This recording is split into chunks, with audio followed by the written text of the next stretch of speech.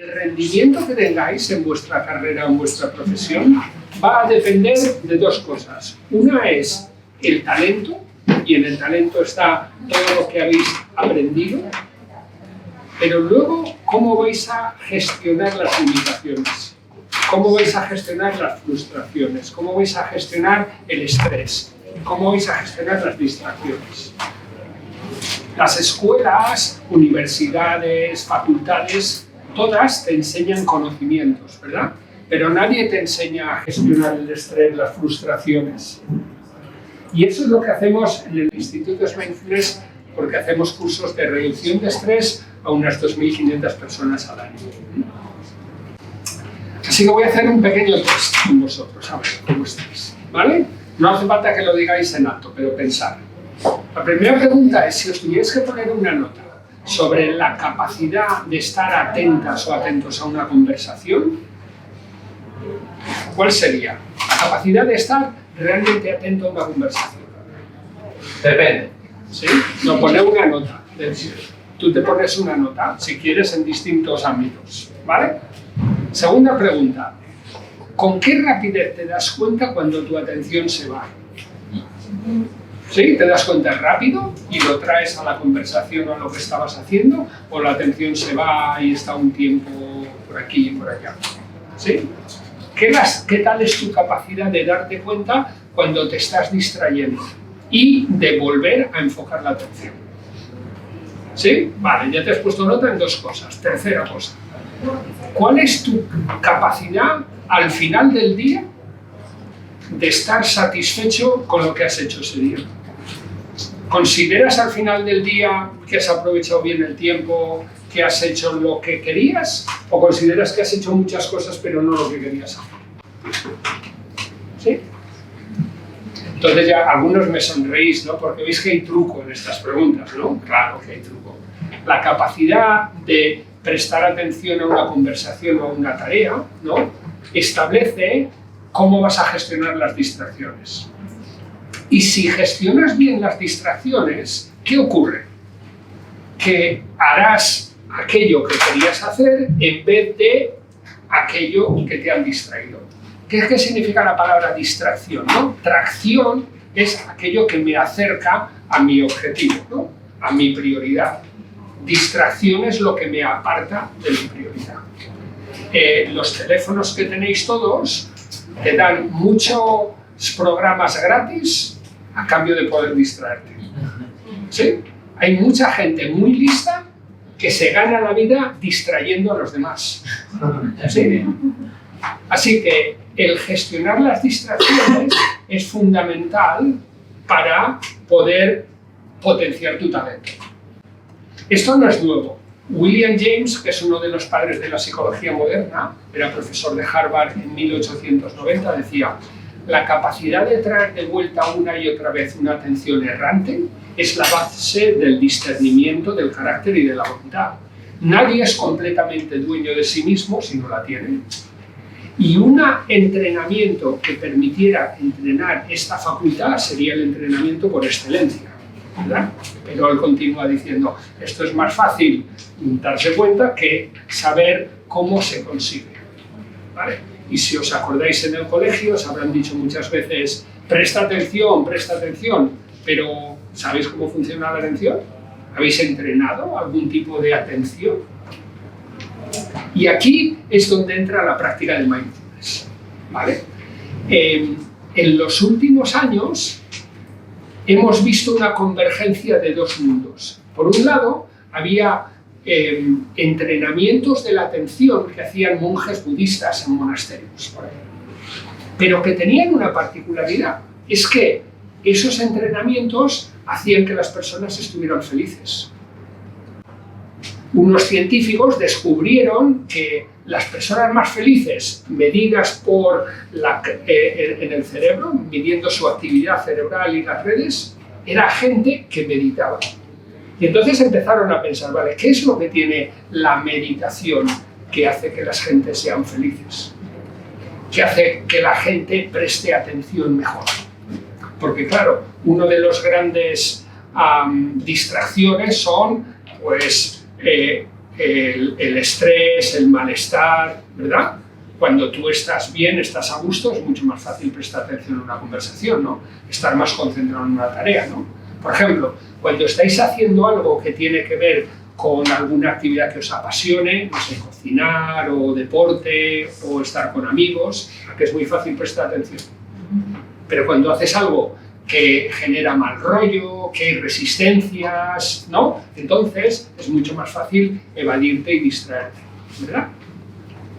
Entonces, lo que se vio es que el entrenamiento de mindfulness era un entrenamiento que funcionaba muy bien en 3 ámbitos. Primero, para cuidarte, ¿no? Si yo aprendo a prestar atención de forma deliberada, también me voy a prestar atención a mí. Y si me presto atención a mí, me voy a cuidar, ¿verdad? Lo que han explicado antes Blanca y Maite. Si yo me doy cuenta que estoy cultivando pensamientos de tipo limitantes o me estoy juzgando o culpabilizando todo el rato, pues diré, ostras, ¿y esto para qué? ¿No? En fin, no sé, miraré más hacia el futuro y no tanto hacia el pasado, ¿no? ¿Sí? Así que el prestar atención y prestarme atención me va a ayudar a cuidarme. Y por eso los programas de mindfulness son muy buenos en reducción de estrés. El segundo ámbito es el ámbito de la calidad del trabajo. Si yo entreno la atención, voy a prestar atención a mi trabajo, me voy a concentrar mejor, voy a cometer menos errores. Pero también hay una cosa muy importante, que es que voy a entender cómo tomo decisiones, porque voy a ver el proceso mental donde está mi toma de decisiones. Y si yo entiendo mi proceso mental para tomar decisiones, también puedo hablar con otros y entenderme mejor por decir, mira, yo lo veo así, ¿tú cómo lo ves? Y entrar en el proceso de toma de decisiones de la otra persona. ¿Entendéis? Y el tercer ámbito, que también tenemos evidencia científica que funciona, tiene que ver con las relaciones interpersonales. Si yo me presto atención y me cuido, también voy a prestar atención a las otras personas, les voy a escuchar mejor, ¿no? ¿Qué pasa cuando te sientes escuchada o escuchado? Hombre, tienes una relación diferente con esa persona, ¿no? Normalmente a las personas que más queremos son aquellas que nos escuchan, ¿no? Que nos hacen sentir importantes, ¿no? Así que si yo escucho a los demás y los hago sentir importante, voy a tener una relación con más empatía, más colaboración, voy a poder influir más en las personas, ¿no? ¿Entendéis? Así que estar presente me ayuda en estos 3 ámbitos. El ámbito de cuidarme, porque conecto más con el cuerpo, el ámbito del trabajo y las tareas que tengo que hacer, y ahí entra también la toma de decisiones, y el ámbito de las relaciones interpersonales. Bueno, eso está muy bien, diréis, vale, Andrés, ¿y eso cómo se entrena?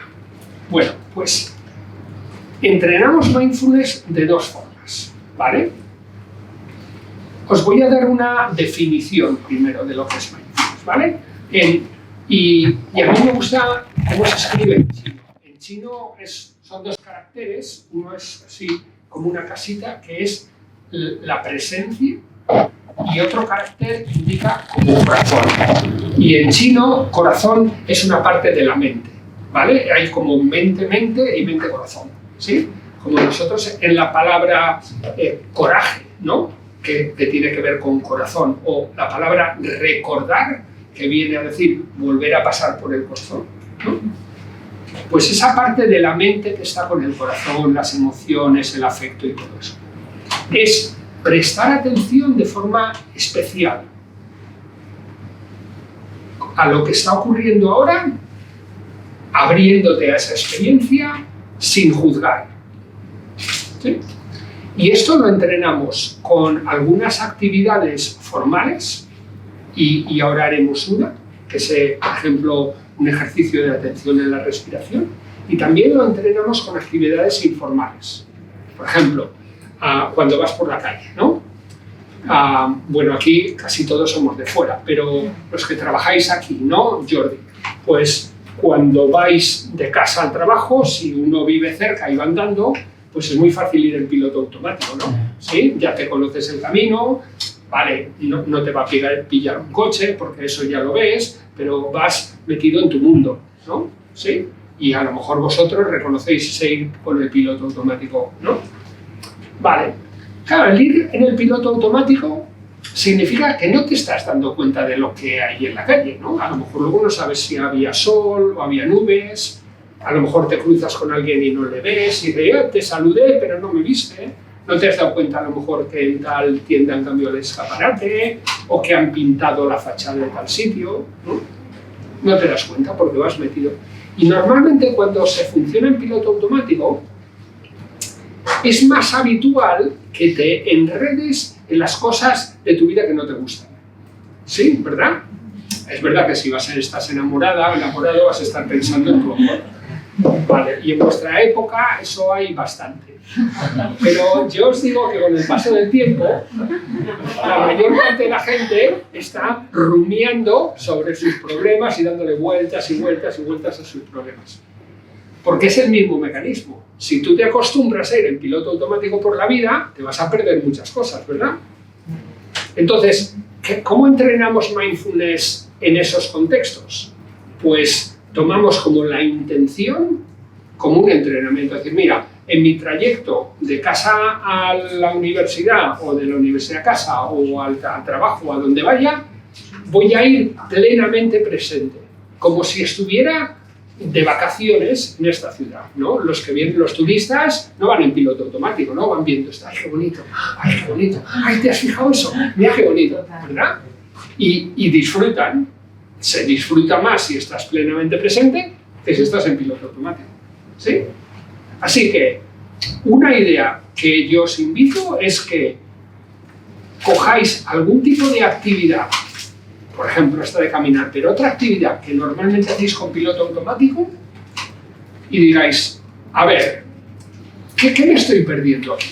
¿No? Y dices, ¿cómo sería si yo esta actividad la hago como si realmente fuera un lujo? Claro, la gente paga por venir aquí, ¿no? ¿Sí? Y además de pagar el viaje está la incomodidad de viajar y el coste, ¿no? Bueno, si yo resulta que estoy cruzando por una ciudad que es preciosa, ¿no? ¿Por qué en vez de ir el mismo camino siempre no voy buscando distintas versiones, distintos caminos, conociendo distintas cosas y disfrutando de ese paseo? ¿No? Mi vida va a ser más feliz, voy a estar más conectado con la ciudad y voy a conocer mejor la ciudad, ¿no? Y voy a estar dándole menos vueltas a mis rollos, ¿entendéis? Y eso lo puedes hacer al caminar, pero lo puedes hacer al ducharte o al fregar los platos o cualquier actividad rutinaria la puedes convertir en algo mágico si cambias tu atención hacia ella. ¿Sí? Y es como un juego. Al principio verás que tu atención se va y vuelve al piloto automático y la traes. Si se va y la traes, si se va y la traes. Pero con el tiempo, si persistes, irás desarrollando el hábito de estar más presente. Y si estás más presente en caminar, pues también estarás más presente en una conversación, porque es lo mismo, ¿no? Tú te das cuenta que tu atención se va al teléfono y quieres mirar esto, y ahora se te ocurre, ahí va, el bot este, ¿y cuántos seguidores tendrá en Instagram? Y entonces estás en una conversación, pero ya empiezas a mirar el bot. No te das cuenta que la distracción del Teo-Bok viene y dejas de prestarle atención a tu amiguita o amigo que te estaba contando algo de su vida y dice, mientras le escuchas y estás mirando lo de Teo-Bok, hombre, no sé, ¿no? Luego la gente se da cuenta que no tiene amigos, ¿no? ¿Sí? Entonces te das cuenta del impulso, paras y dices, no, ya miraré lo de Teo-Bok luego. ¿Y qué me estabas contando? ¿Entendéis? Esa capacidad de darte cuenta cuando tu atención se va y traerla de nuevo es lo que decía William James, es la base del ser humano. ¿Sí? Vale. Entonces esto lo puedes entrenar en una actividad cotidiana, pero también lo puedes entrenar como en un gimnasio, ¿no? ¿Qué hacemos en un gimnasio? Pues si tú quieres hacer bíceps, vas a algún tipo de máquina o gomas que te haga el ejercicio del bíceps.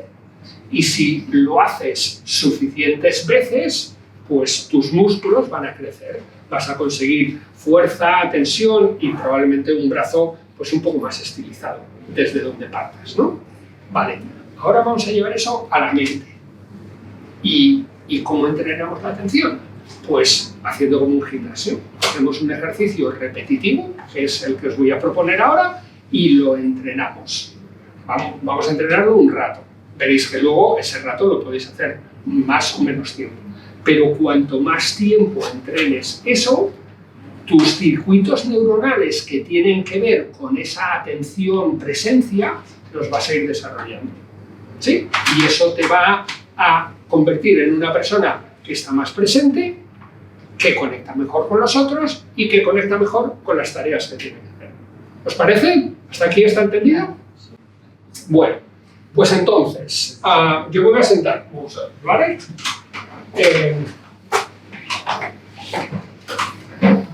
Así que tomáis, lo primero, tomar una postura que dé una sensación de dignidad, ¿no? Como desplegando la mejor versión de ti mismo, ¿no? Con los pies bien apoyados en el suelo, la espalda recta, el pecho abierto. Fijaros que el pecho abierto te da una disposición abierta hacia el futuro, ¿no? Como contaba antes Maite, ¿no? Tú te abres con el pecho hacia el futuro y la espalda, así un poco tensa, te da una sensación de que el pasado, ahí está, no me preocupa el pasado, estoy orientado hacia el futuro. Y luego podéis cerrar los ojos o bajar la mirada, porque quiero que llevéis la atención hacia el interior. Notar el estado interior, así que cerréis los ojos o bajéis la mirada. Y fijaros el efecto, por ejemplo, de dibujar una ligera sonrisa, ¿no? Eso es, sí. Y saborear esa sonrisa. Entonces, fijaros si hay alguna zona de tensión en el cuerpo que se puede aflojar. Y después, esa postura la puedes congelar. Y con ese congelar la postura, intenta no moverla, llevando la atención a la respiración. Y puedes fijarte cómo el cuerpo respira, como si lo descubrieras por primera vez, notando cómo el aire entra y sale por la nariz libremente, permitiendo que el abdomen se hinche y se deshinche.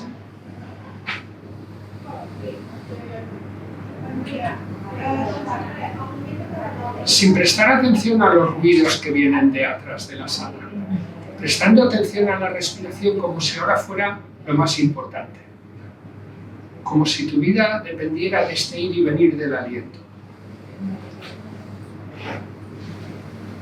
Y puedes fijarte que en la respiración hay 4 partes. Está la inspiración, que el aire entra, hay un momento que como que da la vuelta, y luego está la exhalación cuando el aire sale, y hay una pausa antes de la siguiente inspiración.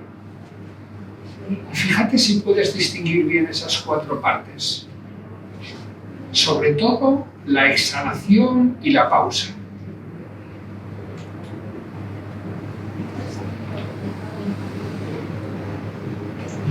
A lo mejor puedes llevar tu atención a los orificios de entrada de la nariz o al labio superior o al abdomen, un sitio donde puedas distinguir bien la inspiración de la exhalación y de la pausa. Y vas a fijar tu atención en ese lugar como si fuera un anclaje. Y desde ese lugar vas a observar la respiración con interés, con cariño, y vas a ir acompañando con tu atención a la respiración. Quizá notas en un momento que la respiración es más intensa, o en otro momento es más superficial. No importa, tu cuerpo sabe respirar, tú simplemente tienes que observarlo.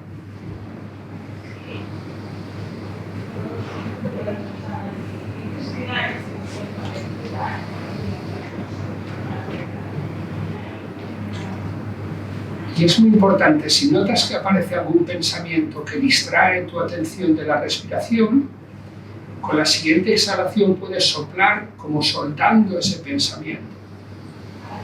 Y al inspirar de nuevo, traer de nuevo la atención a la respiración. Sin criticarte por haberte distraído o pensar que lo has hecho mal. La mente se distrae, es normal, pero estoy entrenando mantener la atención en la respiración. Así que en cuanto te das cuenta, lo traes de nuevo.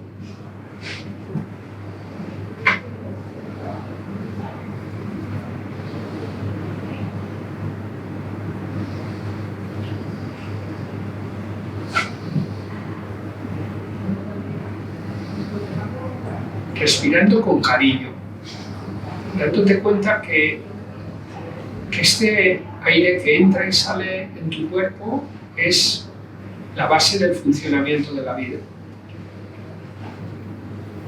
Y que estás experimentando ahí la vida como fluye en ti, momento a momento.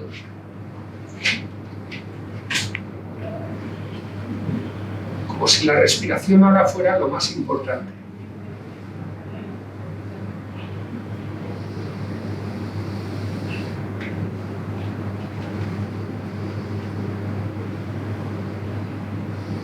Fíjate si con la inspiración notas alguna sensación de tipo energía o bienestar.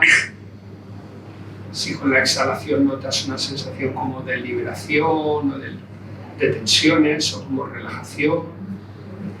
Aquello que notes esté bien. Simplemente observas el proceso como un científico. La inspiración, el momento que el aire da la vuelta, la exhalación y la pausa.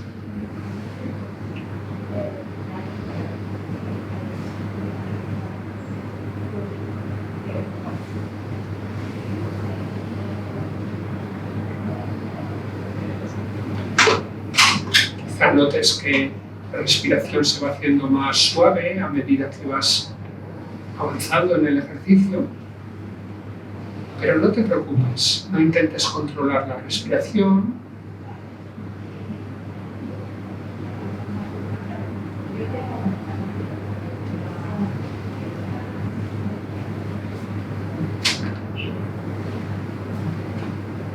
Y si quieres, puedes ahora ir abriendo el foco de atención para contemplar el cuerpo sentado, respirando.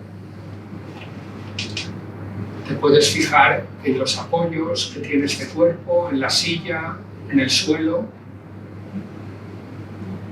Y cómo estos apoyos te dan seguridad. Te puedes fijar en cómo se eleva la columna vertebral. Si todavía tienes el pecho abierto como al principio y si no, puedes hacer un pequeño ajuste. Puedes fijar si tienes la sonrisa en la cara y si no la puedes volver a articular. Y te puedes fijar en cuál es tu experiencia este momento sentada o sentado. ¿Cómo te sientes?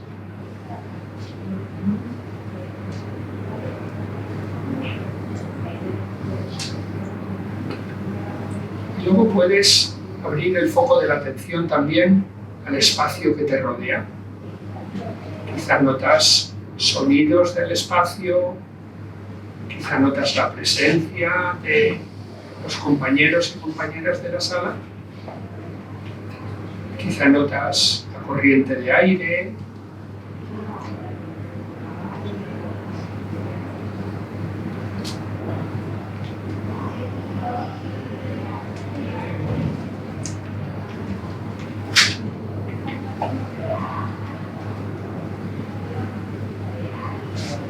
y para terminar, fíjate en el sonido de las campanillas desde el principio hasta el final.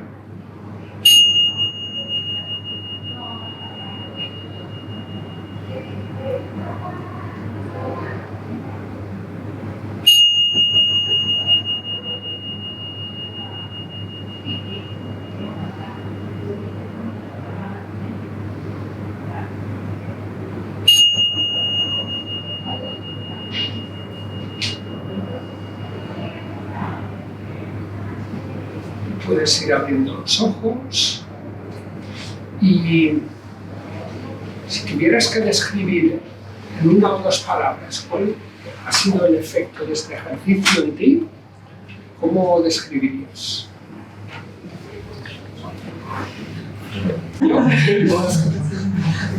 Relajación. Desconexión. ¿Quién ha hecho desconexión?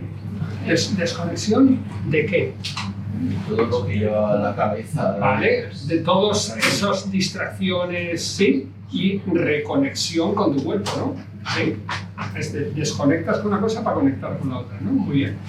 Y el contraste rápido entre tensión y relajación, porque Perfecto. al principio, a pesar de que lo decías con un Sí. tono muy calmado, yo me notaba tensa.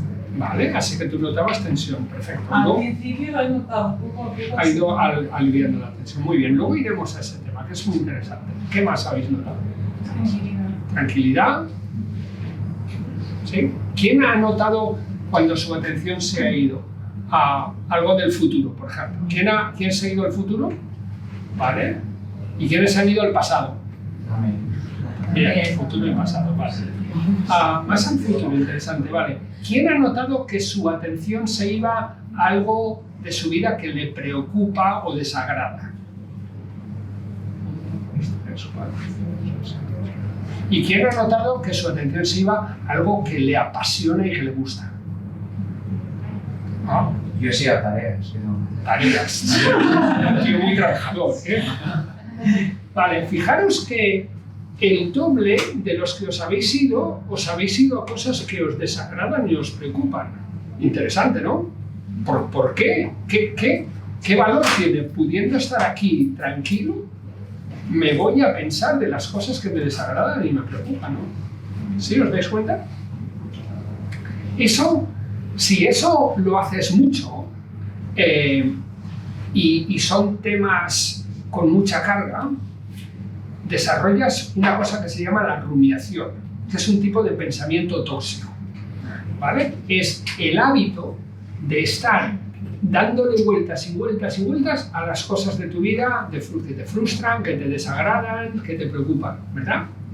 Eso a vuestra edad no pasa, no es grave, pero si eso lo mantienes 10 o 20 años, pues entonces estás cultivando muchos estados de tipo ansiedad o depresión. ¿Entendéis? Es un factor que te predispone para estas enfermedades mentales. Podríamos decir que es un tipo de pensamiento tóxico, ¿vale? Entonces, una ventaja del mindfulness es que si yo me doy cuenta que tengo la tendencia a enredarme en ese tipo de pensamientos, ¿no? Pues, y que eso me sienta mal, pues tengo que empezar a deshacer esa tendencia. ¿Entendéis? ¿Sí? No, y eso también tiene que ver, por ejemplo, con la tensión, ¿no? Si yo me siento y estoy en silencio atendiendo la respiración y noto que hay zonas de tensión en mí, es posible que esa tensión en el cuerpo se relacione con algún tipo de pensamiento o alguna cosa, ¿no? Y entonces me empiezo a dar cuenta, estos pensamientos me generan tensión. Claro, si esa tensión está un día o dos no pasa nada, pero si esa tensión empieza a acumularse con el tiempo, pues entonces empieza a desgastar el cuerpo de una forma o de otra, que es un poco el problema del estrés, ¿entendéis? Entonces, el entender de dónde viene esa tensión y ver cómo la puedo aflojar, como tú te has dado cuenta, que con este ejercicio, aunque no pienses en ello, se va a ir aflojando. Porque el organismo está diseñado para recuperar el equilibrio, ¿verdad? La vida está basada en organismos que mantienen un equilibrio frente a un medio externo. Y eso lo tienes desde la célula hasta un elefante o un ser humano. Es decir, que la vida se mantiene porque tiene capacidad de mantener el equilibrio. Eso se llama homeostasis, ¿vale? Entonces, ese mecanismo ya lo tienes. Ahora, ¿qué pasa si yo estoy manteniendo con la mente un pensamiento de algo que me genera tensión? Pues es el pensamiento el que está constantemente manteniendo la tensión, ¿sí? Si yo me doy cuenta de eso, pues es fácil empezar a desactivar ese hábito. Y esto nos lleva a una cosa muy interesante, que es que, claro, Si yo cultivo un hábito, ¿no? Por ejemplo, el de la rumiación, ¿no?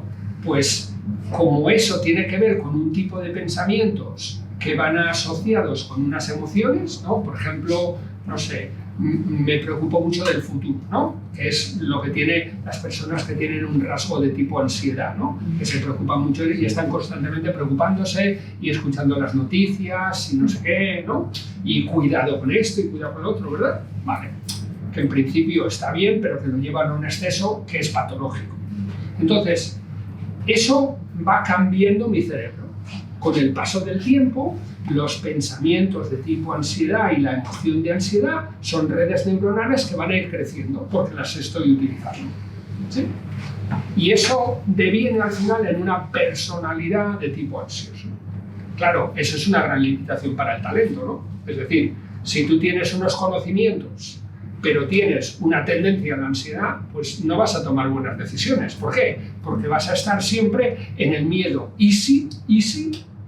Entonces el miedo no te ayuda a tomar decisiones a partir de un cierto nivel. Un poco de miedo está bien, pero por encima te va a paralizar. Así que si tú quieres mejorar tu rendimiento, tienes el talento, pero tienes que gestionar el miedo, ¿entendéis? Y quien dice el miedo, dice la culpa, ¿vale? Tienes que gestionar eso. Entonces, si yo me doy cuenta que eso está funcionando ahí, pues puedo empezar a hacer entrenamientos que me reeduquen o reformen el cerebro. El primer premio Nobel español fue Santiago Ramón y Cajal, que además es de por aquí cerca, de Aragón. Y él fue el que descubrió la neurona. La neurona es la estructura del cerebro y como la neurona va creciendo en la vida y es plástica, ¿no? El cerebro va cambiando durante toda la vida. Hagas lo que hagas, tu cerebro va a cambiar. Ahora, lo que se dio cuenta Santiago Ramón y Cajal decía, si una persona quiere, puede ser el escultor de su propio cerebro. ¡Wow! ¿No? Bueno, eso quedó ahí como una cita.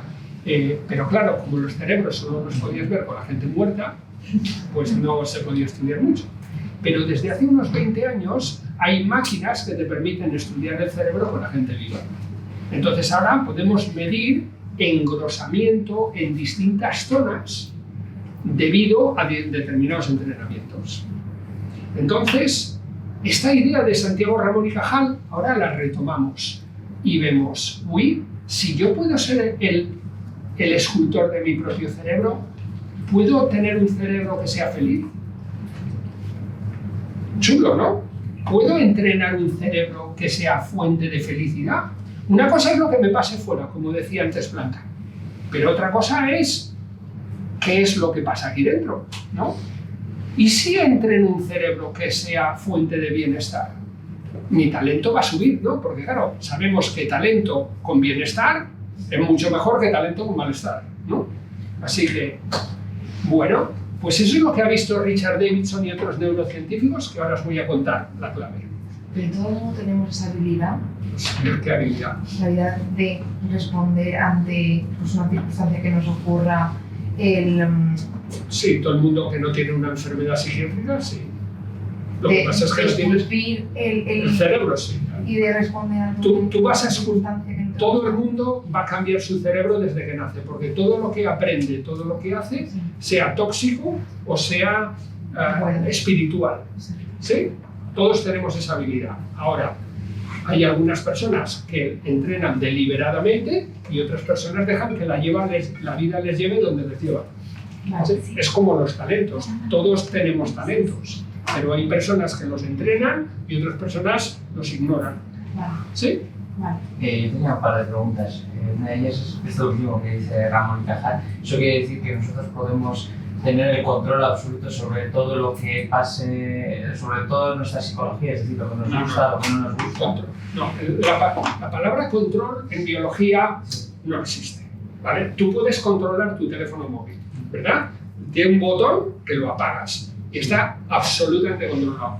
Pero en biología tú no puedes controlar nada, bueno, sí, con la muerte. Sí. Pero ahí inicia otro proceso Sí. que tampoco puedes controlar. Entonces, En biología usamos la palabra regular. ¿Sí? Sí. Entonces, hay muchas funciones que pueden regular.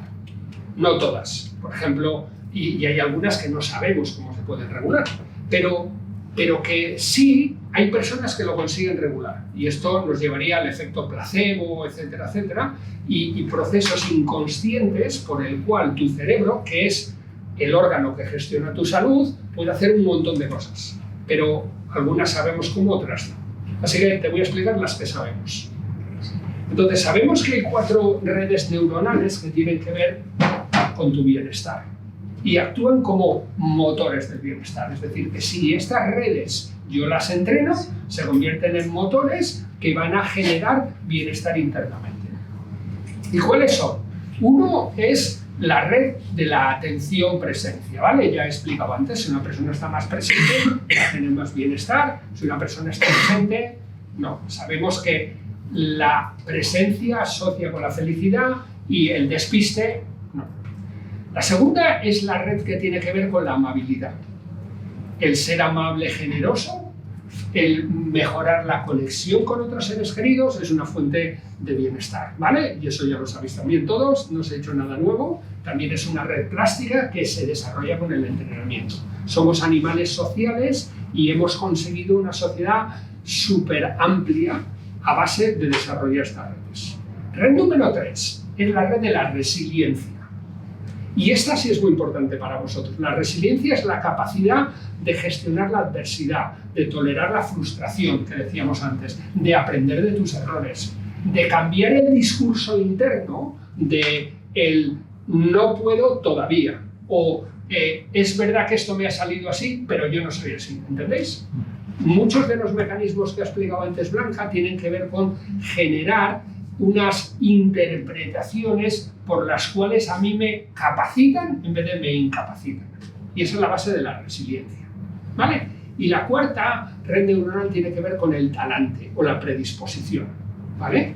Por ejemplo, salir por Gerona y fijarte en lo bueno y lo bello que hay. También te puedes fijar en las cosas sucias y feas, ¿verdad? ¿Qué eliges? ¿Si vas por la vida fijándote en lo bello o vas fijándote en lo malo? Si en una persona con la que tienes que trabajar te fijas en sus talentos o se fijas en sus defectos. ¿Entendéis? Entonces, el orientarte hacia lo bueno, lo bello, lo sano, lo constructivo, hace que vivas la vida de otra forma. ¿Sí? Entonces, estas redes tienen que ver con circuitos neuroplásticos. Si lo entrenas, lo desarrollas. ¿Y eso cómo lo puedes entrenar? Pues os voy a dar 7 estrategias, ¿vale? Hemos visto una que es la presencia, ¿vale? Otra es cuidarte. Tienes que cuidar tu cuerpo y tu salud porque es la base de tu bienestar físico. Hemos visto que también está la amabilidad. Hay una estrategia que es muy chula, que es agradecer. Las personas que agradecen son más felices. ¿Por qué? Porque ponen en valor las cosas buenas que pasan. Otra estrategia es la de perdonar o no quejarte, que es de las personas resilientes. No quedarte enganchado en lo negativo. Darle algún tipo de aprendizaje, pasar página y moverte hacia el futuro, ¿sí? Luego está el cuidar y pasar tiempo con tus seres queridos, ¿sí? Prestarles atención. Y luego está el asombro. Vivir la vida como si fuera un milagro. No una lista de tareas que tengo que hacer. No un problema a resolver. Vivir es un milagro. Y eso los que mejor lo explican son los poetas. Así que voy a acabar con una poesía, ¿sí? Que se titula Todo te está esperando. Y que además creo que a vosotros os viene al pelo. Y dice, tu mayor error es representar el drama como si estuvieras sola. Tu mayor error es representar el drama como si estuvieras solo, como si la vida no fuera más que un continuo y astuto crimen sin testigos de todas esas pequeñas y ocultas transgresiones. Sentirte abandonado es negar la intimidad con todo lo que te rodea. Sentirte abandonada es negar la intimidad con todo lo que te rodea. Seguro que incluso en momentos has sentido la grandeza de tu presencia y los coros que acompañan a tu voz solista. Debes darte cuenta cómo el picaporte de la ventana te ofrece libertad, o cómo la jabonera te da permiso. Estar alerta es la secreta disciplina de la familiaridad. Estar alerta es la secreta disciplina de la familiaridad. Las escaleras son tu mentor de las cosas futuras. Y las puertas siempre han estado ahí, para invitarte y para asustarte. El pequeño micrófono del teléfono es tu escalera de ensueños con la divinidad. Descarga el peso de tu soledad y déjate llevar por la conversación. Descarga el peso de tu soledad y déjate llevar con la conversación por la vida. La tetera está cantando mientras te sirve el agua. Y los cazos y las cazuelas han abandonado su arrogante soberbia y han visto finalmente lo bueno que hay en ti. Todas las aves y criaturas del mundo son intrínsecamente ellas mismas. Todo te está esperando a ti. Tu vida te está esperando. Muchas gracias.